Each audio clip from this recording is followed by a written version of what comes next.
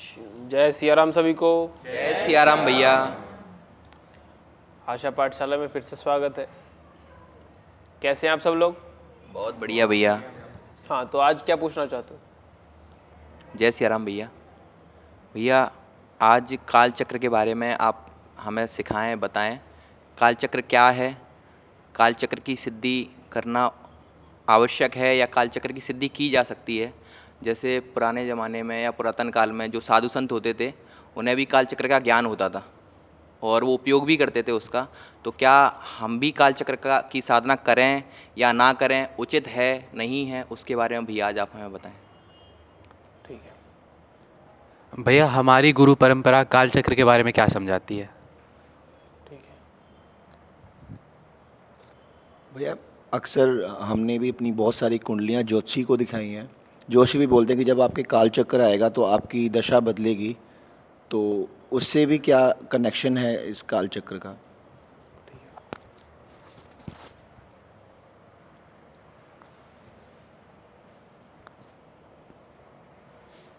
जय सियाराम भैया। जय सियाराम। भैया मुझे ये जानना है कि काल चक्र की सिद्धि करते क्यों हैं लोग? इसका क्या सिग्निफिकेंस है, क्या इम्पोर्टेंस है?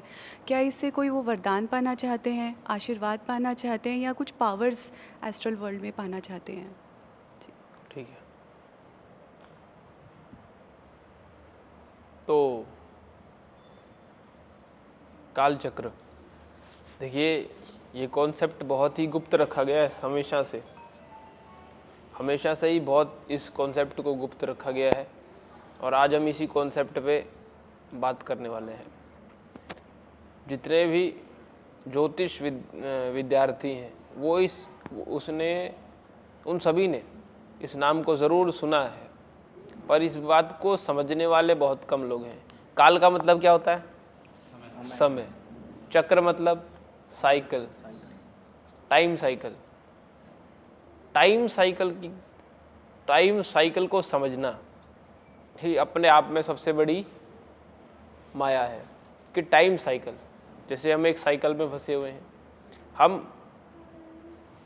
थर्ड और फोर्थ और फिफ्थ डायमेंशन के बीच में बंधे हुए हैं। थर्ड डायमेंशन में हम जीते हैं, फोर्थ डायमेंशन में हमारा समय चलता है, फिफ्थ डायमेंशन में हमारी एस्ट्रल बॉडी चलती है और हम इसी के बीच में अपनी एक साइकिल में चलते हैं। ठीक है।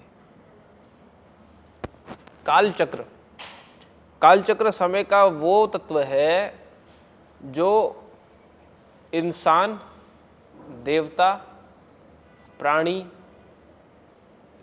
जो भी इस धरती तो छोड़िए इस पूरे ब्रह्मांड की ऊर्जाओं को काल चक्र जो है जोड़े रखता है। कहते हैं कि सब कुछ काल चक्र के निर्धारित चलता है। इसका मतलब जो हम कहते हैं ना कि ये तो नसीब में लिखा है, जो ये नसीब है ये काल चक्र है।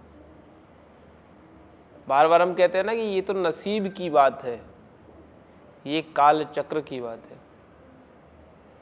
ठीक है, कि ये तुम्हारे किस्मत में लिखा था तो ये तुम्हारे काल चक्र में लिखा था। किस नसीब क्या? काल चक्र, वो साइकिल जहां पर सब कुछ निर्धारित है।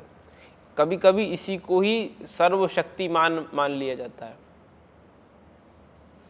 कई प्रांतों में गुप्त विद्याओं के अनुसार इस साइकिल को लाइफ साइकिल, यूनिवर्सल साइकिल बोलते हैं। कई प्रांतों में इसको एक ऐसी सिद्धि और शक्ति के रूप में जाना जाता है जो भविष्य देखती है। पर हम इसको अच्छी तरीके से समझेंगे क्योंकि देखिए पाठशाला है और हम इसको डीपली स्टडी करेंगे।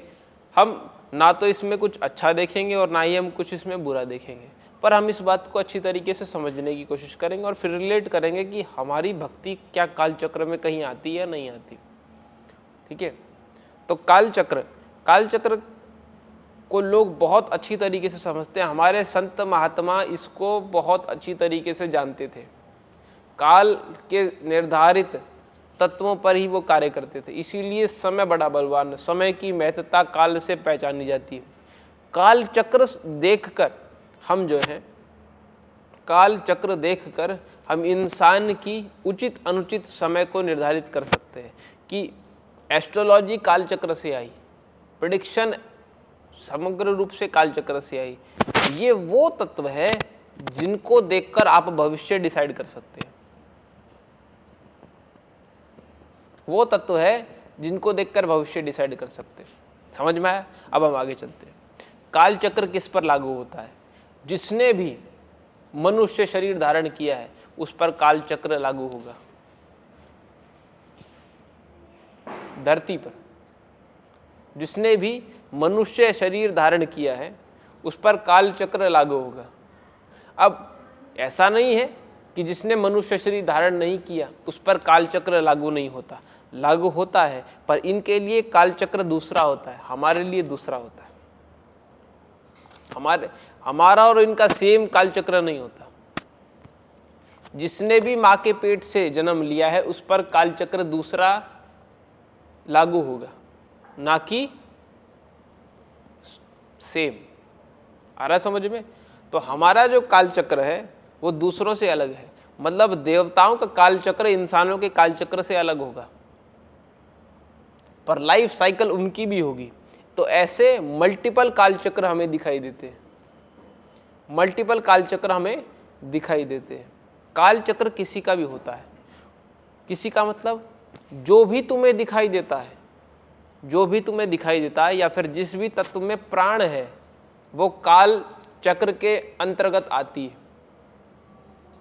फॉर एग्जाम्पल, अभी ये ग्लास रखा हुआ है, आप सभी देख रहे हो, इसकी भी निर्धारित सीमा है कि ये इस दिन इस मोड़ पर इस तरीके से टूटेगा, टूटने के बाद इस तरीके का शेप लेगा और फिर इतने सालों तक यहाँ पर पड़ा रहेगा। इसकी भी एक काल चक्र है। उसी प्रकार से हर तत्व का एक काल चक्र निर्धारित रहता है। आपको मैं बताता हूँ, इजिप्शियन इसको बोलते हैं लाइफ स्पैन। अगर आपने बहुत सारे एपिसोड्स देखे होंगे, अगर आप माइथोलॉजिकल केमिस्ट्री पढ़ते होंगे तो आपने देखा होगा कि कई लोगों के पास एक ऐसी शक्ति आ जाती है कि वो उनके जीवन मरण को देख सकते हैं। कहते हैं कि हमारे सर के ऊपर एक ऐसा चक्र होता है, हालांकि थर्ड आई से आप उसको देख सकते हो, जिसको हम काल चक्र बोलते हैं। हमारे सर के ऊपर एक ऐसा चक्र होता है जिसको हम काल चक्र बोलते हैं, और उसको देखकर आप बता सकते हो कि ये कहाँ तक जाने वाला है और इसको कहाँ तक रुकने वाला है। ये तत्व हम दृष्टि से देख सकते हैं। पर अब थोड़ा सा पीछे जाकर मैं ये कहता हूँ, हर व्यक्ति का काल चक्र होता है। उसी तरीके से हर तत्व जिसमें प्राण है उसका भी काल चक्र है। इंसान, जानवर, ये प्रमुख रूप से आते हैं। या फिर इंसान उस तत्व में, जिस तत्व में प्राण डालता है उसका भी काल चक्र है।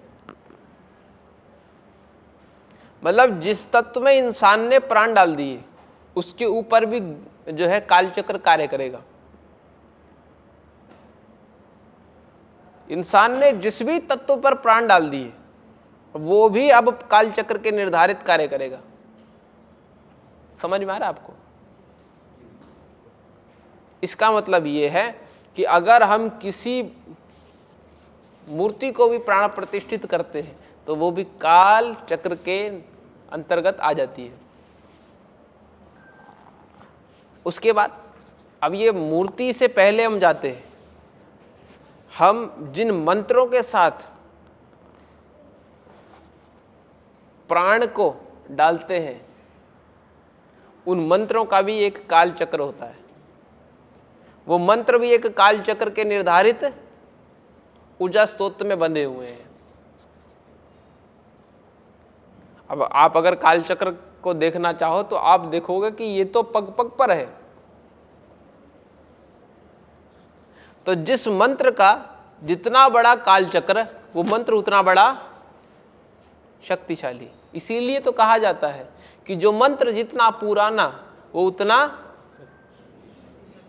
जो देवता जितना नया वो उतना शक्तिशाली।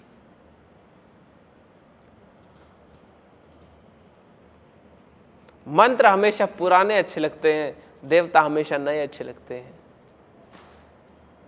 इन दोनों की हमेशा जुगड़बंदी रहती है, काल चक्र पर डिपेंड रहता है। तो मंत्रों का बहुत गहरा काल चक्र है। लोगों ने इस बात को धीरे धीरे समझा, संतों ने इस बात को धीरे धीरे समझा, और संतों ने ये जाना कि जब शरीर का अस्तित्व काल चक्र से है, अब काल चक्र को कंट्रोल कौन करता है? काल चक्र को कंट्रोल कौन करता है, कोई बताएगा?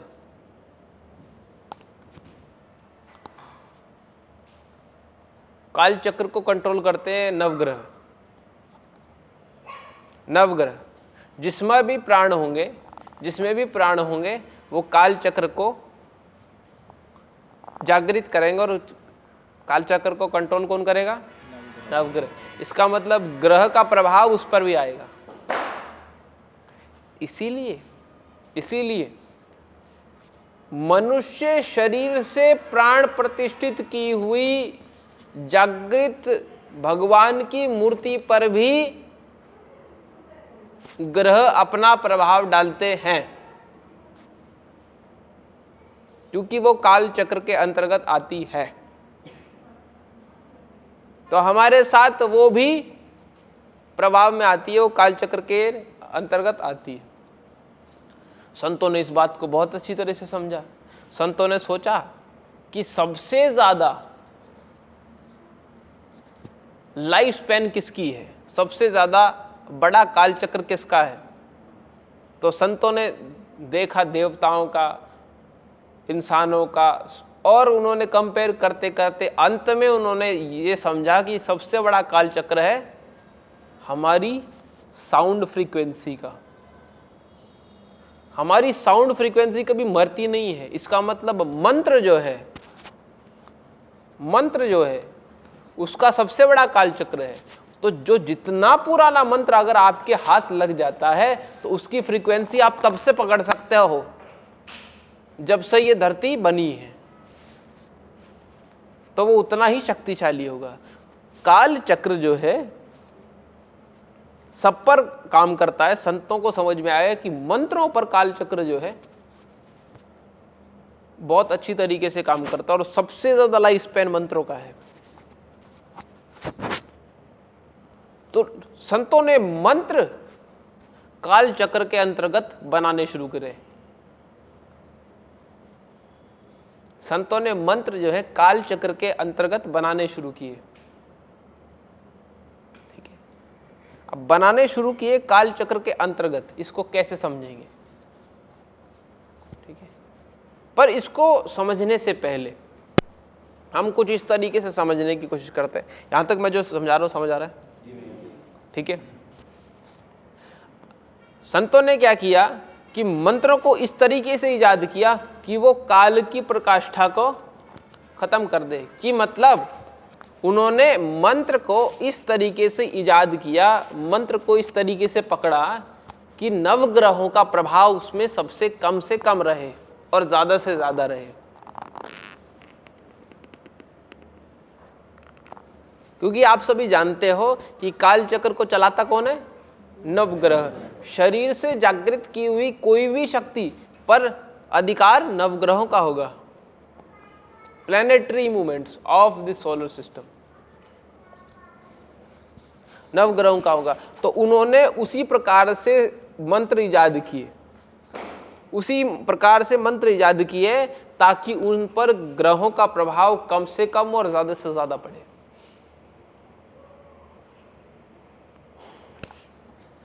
कम से कम और ज्यादा से ज्यादा पड़े। ठीक है, तो लोगों ने काल चक्र की इस विद्या को जान लिया, मंत्रों की विद्या को जान लिया, और उन्होंने सिद्धियां जागृत करनी शुरू की। सिद्धियां जागृत करनी शुरू की काल चक्र की ही। अच्छा, काल चक्र की सिद्धि प्राप्त होने से क्या मिलता है आपको? क्या मिलेगा? सबसे बड़ी सिद्धि अगर इस धरती पर है तो वो काल चक्र की सिद्धि है। क्या और सबसे बड़ी सिद्धि समय का ज्ञान, समय का ज्ञान आगे भाग्य, नसीब। अभी मैंने कहा था स्टार्टिंग में, नसीब, नसीब कि नसीब जो है वो मिलेगा।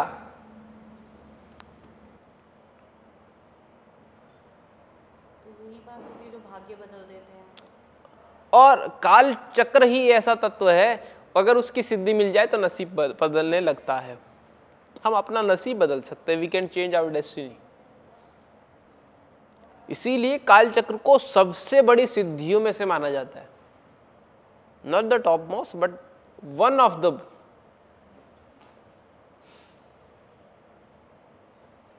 कि वन ऑफ देम, उनमें से चुनिंदा होती है। अगर आपको काल चक्र की सिद्धि मिल जाती तो आप अपने हिसाब से समय को परिवर्तित कर सकते हैं। इसका मतलब आप समझ रहे हो, इसका मतलब ये है कि आप अपने हिसाब से ग्रहों को परिवर्तित कर सकते हैं। इसका मतलब ये विद्या रावण को आती थी। नवग्रहों पर पूर्ण तरीके से प्रभाव डालने वाले रावण जो हैं, काल चक्र की सिद्धि को जागृत करे हुए बैठे थे। बैठे थे नहीं बैठे थे? ये सिद्धि जो है, इस सिद्धि को महाराज रावण और अनेकानेक संतों के माध्यम से जागृत हुए देखकर हमारे संत भी इसको जागृत करते हैं। और ये पुरानी सिद्धियां, ये जाती नहीं है, ये आज भी इस धरती पर रहती है। तो बहुत सारे संतों ने इसको प्राप्त किया है। अब मैं ये नहीं बताऊंगा इसको प्राप्त कैसे करना है, हम आज इसको समझेंगे कि ये क्या चीज है। अब इसको अंडरस्टैंड करेंगे, इसको खोलेंगे, इसका पूर्जा खोलेंगे। वी विल ट्राई टू, वो कहते हैं ना कि हाँ, डिसेंबल करके इसको अच्छी तरीके से असेंबल करेंगे कि इसमें होता क्या है। काल चक्र मतलब नसीब को बदलने का तत्व। अब मैं थोड़ा सा एस्ट्रोलॉजी भी आपको बताऊंगा। कोई भी व्यक्ति का भाग्य तब बदलने लगता है जब उसकी कुंडली के 3 ग्रह एक तरफ हो जाएं।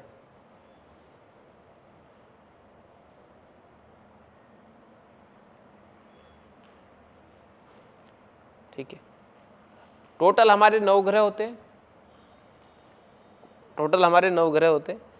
अगर 3 ग्रह एक तरफ हो जाते हैं तो वहां पर एक साइकिल हमारी पूरी हो जाती है।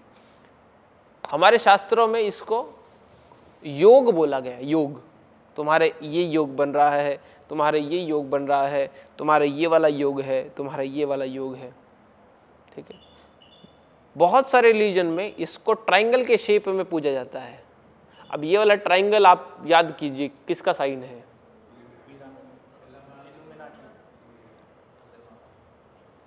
ट्रायंगल वाला शेप।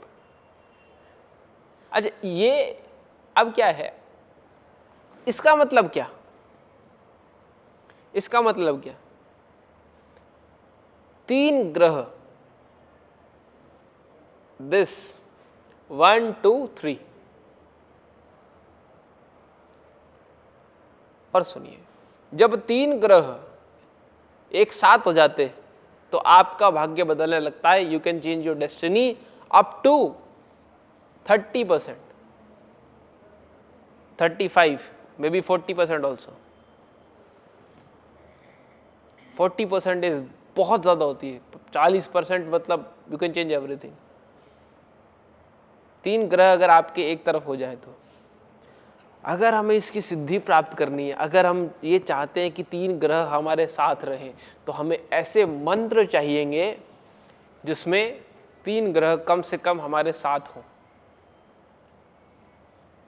संत जो है इन ग्रहों को समझने के बाद देवताओं के पास जाते हैं और देवताओं से वो मंत्र जो है दीक्षित करवाते हैं। देवताओं से उन मंत्रों को दीक्षित करवाने के बाद उन मंत्रों का जाप किया जाता है ताकि वो अपने ग्रहों को बदल सके उन देवताओं की मदद से। इसी को बोलते हैं काल चक्र की सिद्धि, इसी को बोलते हैं काल चक्र की सिद्धि। समझ आ रहा है?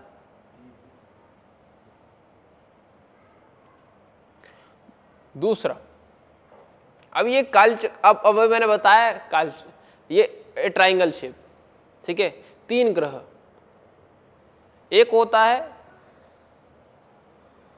इसके बाद हमारे ऋषि मुनि यहाँ नहीं रुके, उन्होंने और छानना शुरू किया, उन्होंने और देखना शुरू किया। उन्होंने सोचा कि जब 3 ग्रह एक साथ आ सकते हैं तो एक और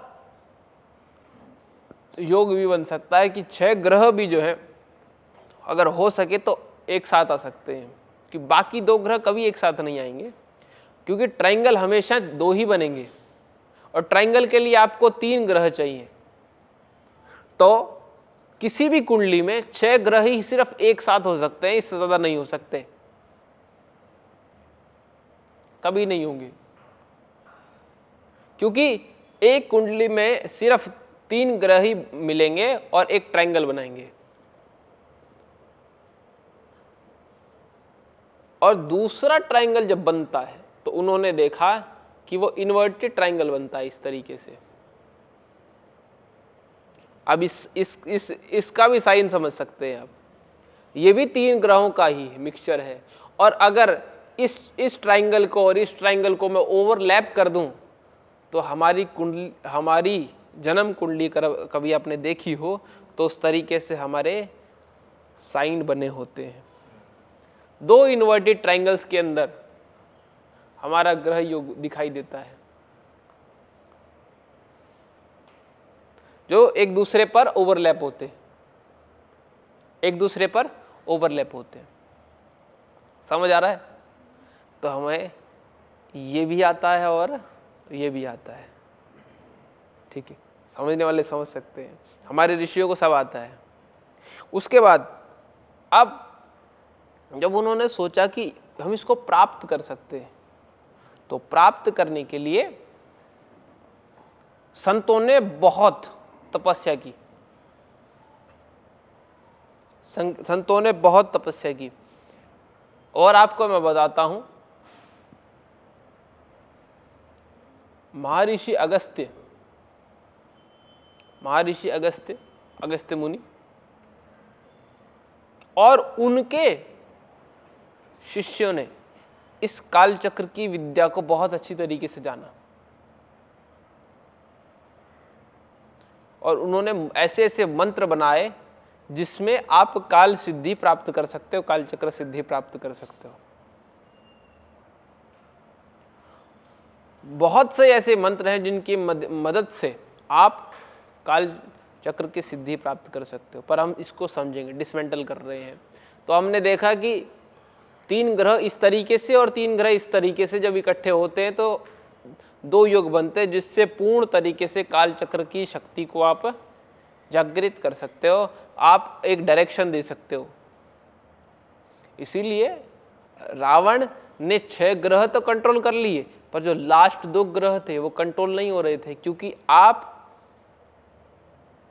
3 ये ग्रह और 3 ये ग्रह, इनको तो आप मंत्रों के माध्यम से कंट्रोल कर सकते हो, पर जो लास्ट 2 ग्रह बचते हैं उनका एक योग नहीं बनता। तो उनको जबरदस्ती किसी बंधन में या फिर उनको जो है किसी तरीके से उनको वचन देकर बांधा जाता है। वचन में क्या होती है? दुहाई होती है। वचन में क्या होती है? दुहाई देकर बांधा जाता है, ठीक है। अब उसमें हुआ ये कि बाकी समग्र ग्रह तो इकट्ठे हो गए, पर शनि ग्रह पर किसी तरीके की दुहाई काम नहीं कर रही थी, क्योंकि वो कर्म फलदाता हैं और उन पर किसी भी तरीके का जोर नहीं लगा। उन्होंने अपना स्थान छोड़ दिया, वरना रावण चाहता तो वो 9 के 9 ग्रह जो है पूर्ण तरीके से कंट्रोल कर सकता था। इसको बोलते हैं क्या? काल चक्र की शक्ति। काल चक्र की शक्ति। सबसे पहले हम एक एक करके समझते हैं। पहले योग को समझते हैं। पहले योग में कम से कम 3 ग्रह होंगे, 1 2 3, 3 ग्रह। 3 ग्रह इकट्ठे करना होगा। तो मतलब हमें कम से कम एक मंत्र में 3 बीज चाहिए, 1 2 3, जो उन ग्रह के हों। 1 2 3, समझ रहे हो? तो 3 बीज हमें चाहिए ही चाहिए। अगर हमें योग बनाना है, एक योग बनाना है, और हम चाहते हैं कि ये योग जो है पूर्ण तरीके से कार्य करे एक मंत्र के अंदर, उसी प्रकार से हमें दूसरे ट्रायंगल को पूरा करना है तो 3 बीज वहां चाहिए। टोटल हमें चाहिए कितने बीज? 6 बीज। 6 बीज जो 6 ग्रहों के हो, 6 बीज जो 6 ग्रहों के हो, टोटल हमें 6 बीज चाहिए।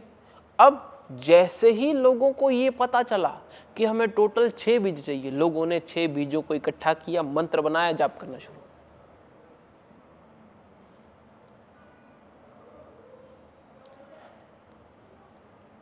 ओम टम टम टम ठम ठम ठम हम हम हम लम लम लम सम सम सम।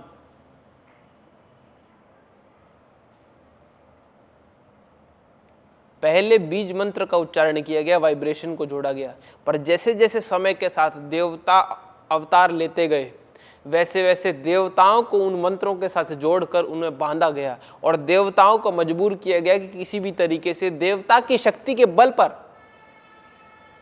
वो ग्रह जो है पूर्ण तरीके से अपने निर्धारित समय पर वहां पर जो है जागृत हो जाए। तो हर व्यक्ति ने ऐसा करने की कोशिश की। अब क्या सारे मंत्र पूर्ण होते हैं? क्या सब मंत्रों में इतनी शक्ति होती है कि वो काल चक्र को जागृत कर सके? होती नहीं होती? ठीक है, नहीं होती।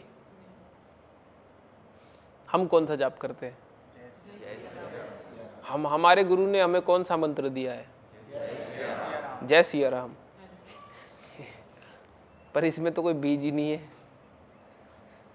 टोटल हमें 6 बीज चाहिए। अभी तो आप लोगों ने जाना कि 6 बीज होने चाहिए। हमें मंत्र मिला जय सिया राम, और काल चक्र को निर्धारित तत्व पर जाने के लिए हमें 6 बीज चाहिए, पर हमारे पास तो एक भी नहीं है। हम काल चक्र को किस तरीके से संभालेंगे? और शायद हमें ऐसा लगता है कि हमारे पास वो मंत्र नहीं है जिससे हम उस काल चक्र को निर्धारित समय पर रोक सकें। ये सोचकर लोग जो हैं अपनी गुरु परंपरा छोड़कर कहीं और जाते हैं, और कहीं और जाते हैं, कहीं और जाते हैं, कहीं और जाते हैं, वेट करते हैं कि किसी तरीके से उन्हें 6 बीज मिले और वो पूर्ण तरीके से जागृत अवस्था में कार्य करें।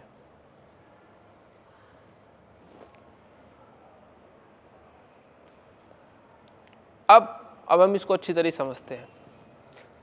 हमारे गुरु ने हमें मंत्र क्या दिया?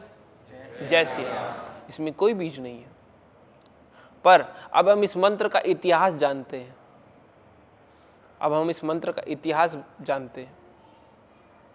हमारे इस मंत्र को बनाने वाली कौन है?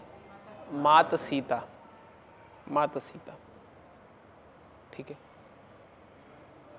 माता सीता ने इस मंत्र का इजाद किया। तो क्या माता सीता ने जब इस मंत्र का इजाद किया होगा, तब क्या उन्होंने काल चक्र को नहीं समझा होगा? समझा होगा। तो कहीं ना कहीं तो छुपा है। चलो देखते हैं, चलो इस बात को आज यहीं समझते हैं। इस मंत्र की शुरुआत किस तरह होती है? इस मंत्र का संकल्प क्या कहते हैं? वो कहते हैं ओम अस्य श्री राम तारक मंत्रस्य है, सीता ऋषि है, गायत्री छंद, रांग बीजम, रिम शक्ति, रुम कीलकम, श्री रामचंद्र प्रसाद सिद्ध्यर्थे विनियोगाः। श्री रामचंद्र प्रसाद सिद्ध्यर्थे विनियोगाः। ये हमारा संकल्प है। इसका मतलब इस मंत्र के अंदर रांग बीज है, रिम शक्ति है, रुम कीलकम, मतलब 3 बीज तो हमें दिखाई दे रहे हैं जिसका हम जाप कर रहे हैं। इसका मतलब पहला ट्रायंगल जो सबसे ऊपर आएगा उसमें रांग बीज है। बीज मतलब जो ऊपर, जो एटमोस्ट, रांग, क्या बीज है? रांग बीज है। रिम शक्ति, उसके जो एक साइड रिम शक्ति, दूसरी साइड रिम है, इस साइड रिम है, और रुम कीलकम, और कील इस साइड है, मतलब कील मतलब सुरक्षा। तो हम पहले इस चक्र को समझते हैं। रांग बीजम, रंग मंत्र भगवान राम का प्रतीक है। इसको कहते हैं तारक तत्व। समग्र मंत्रों में उच्च कोटि का मंत्र और सबसे बड़ा बीज रांग बीज है, जो भगवान राम का तत्व है। इस रांग बीज को भी मात सीता ने जागृत किया। ये भी हमारी गुरु परंपरा सिखाती है। रांग बीजम, जिसमें इस बीज के ग्रह है भगवान सूर्य। कौन है? सूर्य। रांग बीजम, ठीक है, रांग बीजम और रिम शक्ति। आपको मैं एक बात बताता हूं, रांग बीजम, रिम शक्ति, रिम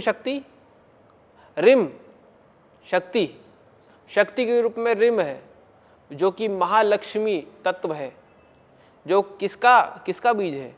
कौन से ग्रह का बीज है?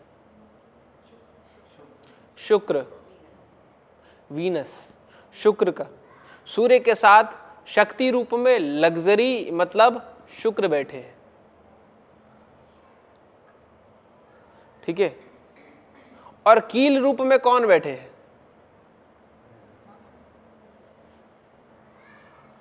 रांग बीजम, रिम शक्ति, रुम कीलकम, जो कि मंगल ग्रह का बीज है।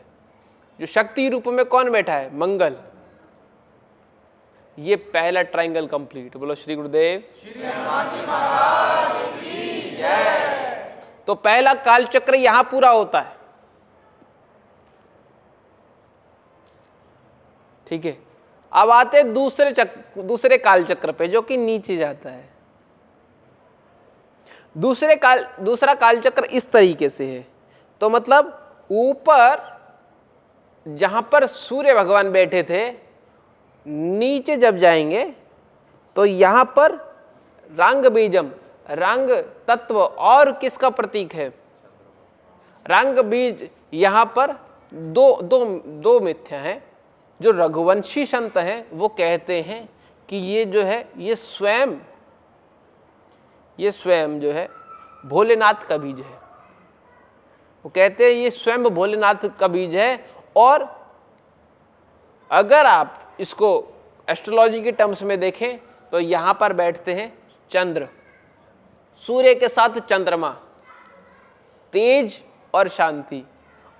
अगर आप इस मंत्र को जागृत करते हैं, सूर्य के साथ चंद्रमा, सूर्य ऊपर, सूर्य नीचे चंद्रमा, तो मतलब मुख्य दो तत्वों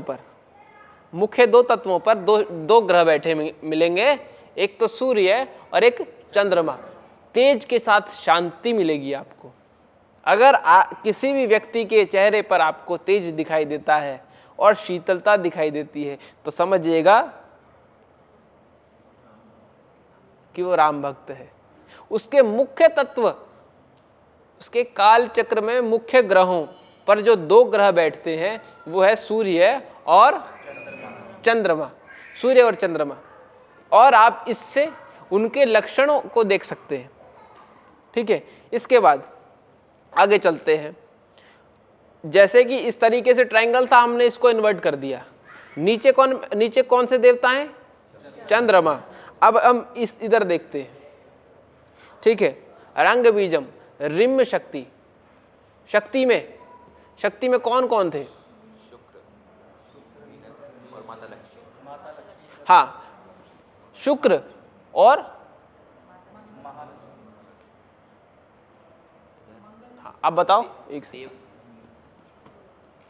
हाँ जी, दूसरी तरीके से जब हम इधर जाएंगे, रंग बीजम रिम शक्ति, शक्ति के रूप में कौन है? और ग्रह के रूप में वीनस। शक्ति के रूप में कौन बैठेगी? महालक्ष्मी। महालक्ष्मी। ग्रह बताइए। शुक्र। और बीज, और कौन सा? ये बीज किस ग्रह में आता है ये बताइए। बताओ बताओ बताओ मुझे। मैं ये पूछ रहा हूं कि ये बीज और कौन से ग्रह में आता है?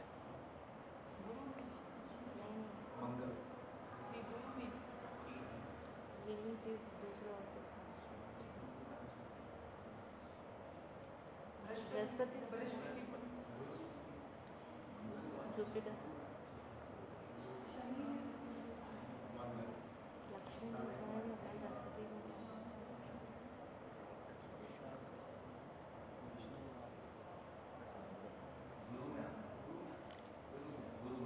गुरु में आता है? गुरु में आता है, ठीक है, आपकी बात मान लेते हैं। तो इस प्रकार इस साइड बैठे कौन है? गुरु। गुरु बैठे हैं। और उसके बाद रिम शक्ति, तो इस साइड कौन बैठेंगे? रिम किस में आता है? शनि के साथ। गुरु के साथ कौन बैठे हैं? और जब गुरु और शनि इकट्ठे होते हैं तो कौन सा योग बनता है?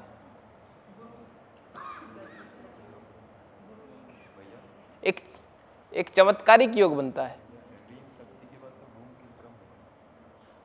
जैसे रीम शक्ति है भी, हाँ। तो रीम शक्ति में शुक्र आया, शुक्र। और इधर जैसे रूम कीलकम था, हाँ। तो दूसरे में जगह पे मंगल ग्रह आ रहा है। हाँ, तो मंगल के साथ में शनि का है। नहीं, अब ट्रायंगल देखो, अब ट्रायंगल देखो। नहीं, आप देखो, यहां पर चंद्रमा, यहां पर बृहस्पति, और यहां बैठेंगे भगवान शनि। ठीक है, तो योग इस ट्रायंगल का बनेगा, ना कि दूसरे का। योग तीनों का बनता है। 3 ग्रह ये और 3 ग्रह वो। 3 ग्रह ये जो चंद्रमा, गुरु और शनि। अब आप सुन के देखिए, गुरु बैठे हैं शनि के साथ, चंद्रमा आगे है, गुरु बैठे हैं शनि के साथ। तो यहां पर एक ऐसा प्रभावशाली योग बनता है जो कि न्याय के साथ हमें गुणवत्ता प्रदान करता है। और याद रखना, जब भी गुरु शनि के साथ बैठते हैं तो वहां पर एक ऐसा शासन होता है जो कि सोचने से बनता है। भगवान राम को राम बनाने वाली माता सीता है। रघुवंशी और सबसे बड़ा शासक बनाने वाली माता सीता है, क्योंकि उन्होंने गुरु को शनि के साथ बिठाया। बिल्कुल, धर्म और कर्म को बिल्कुल साथ बिठाया। धर्म और कर्म को बिल्कुल साथ बिठाया। आप समझ रहे हो मेरी बात? धर्म और कर्म बिल्कुल साथ बैठे, और मुख्य ग्रह चंद्रमा, मतलब धर्म और कर्म एक साथ बैठे हैं, और चंद्रमा। अगर कोई इस मंत्र का जप करता है तो पहले उनको पहला काल चक्र प्रदान होगा, जो कि 3 ग्रहों की उसको महत्ता प्रदान होगी, प्राप्त होगी, जो कि है सूर्य और शुक्र और मंगल। सबसे पहले उसमें योग बदलाव होने लगेंगे। और दूसरा तत्व आएगा चंद्रमा, बृहस्पति और शनि। अब क्या होगा, जो भी व्यक्ति इन ग्रहों को, इन 3 ग्रहों की ऊर्जा को चाहता है, वो इस मंत्र का जप करे। अब देखिए कॉम्बिनेशन, जो कॉम्बिनेशन है ये बहुत ही अच्छा है। और सोच समझ के बनाया गया है। अब ऊपर, अगर आप ऊपर वाले ट्रायंगल से योग चाहते हैं तो आपको वो प्राप्त भी हो सकता है, और दूसरे नीचे वाले से चाहते हैं तो आपको वो प्राप्त भी हो सकता है। अब आपके ऊपर है कि आपको कौन सा योग पहले चाहिए। जैसे ही आप इन दोनों योगों को प्राप्त कर लेते हैं तो आप पूर्ण काल चक्र के देवता बन जाते हैं। इसीलिए राम नहीं, राजा राम। जिसका काल पर भी विजय प्राप्त, जिनको काल पर भी विजय प्राप्त है, वो है राजा राम। और उनके इस मंत्र का जो जप करेगा उसे पूर्ण काल चक्र प्राप्त होगा ही। तो हम किस मंत्र का जप करते हैं? तो क्या इस मंत्र में कोई बीज नहीं है? कभी कोई हमसे ये पूछे, कभी कोई हमसे ये कहे, आपसे ये कहे कि भैया देखो इसमें तो बीज ही नहीं है, ये काल चक्र की सिद्धि कैसे मिलेगी, कैसे प्राप्त होगी? याद रखना, काल चक्र की सिद्धि आपको 3 बीज से मिलती है। मतलब 3 ग्रहों की गुणवत्ता आपको दे दी जाए, उसको काल चक्र की सिद्धि कहते हैं। पर किसी भी व्यक्ति को अगर मान लो काल चक्र की सिद्धि दान में भी मिले तो उसको लेना नहीं चाहिए, क्योंकि जिस मंत्र के माध्यम से वो आगे बढ़ रहा है या फिर जो ग्रह उसके लिए उचित है, शायद वो 3 ग्रह ना हो।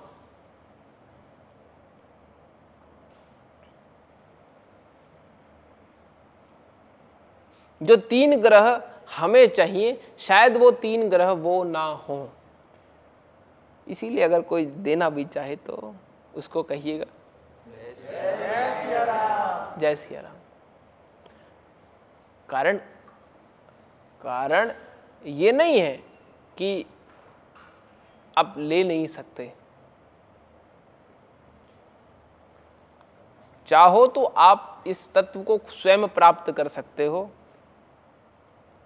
पर पहले आपको अपने मंत्रों को, अपने तत्वों को जानने की बहुत आवश्यकता है।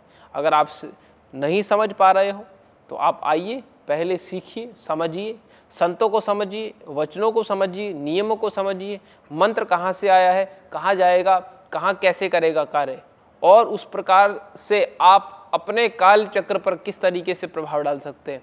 सोचिए, उन सभी ग्रहों के निर्धारित ऊर्जा को इस मंत्र ने पिरोया है, और इस मंत्र के माध्यम से आप अपने काल चक्र को हिट करते हैं।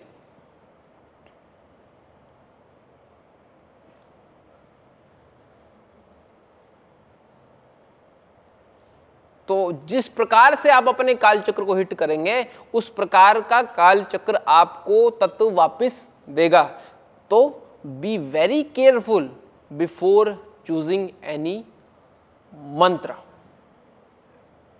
समझ में आया? काल चक्र अगर फिर भी समझ नहीं आता तो वेलकम टू आशय।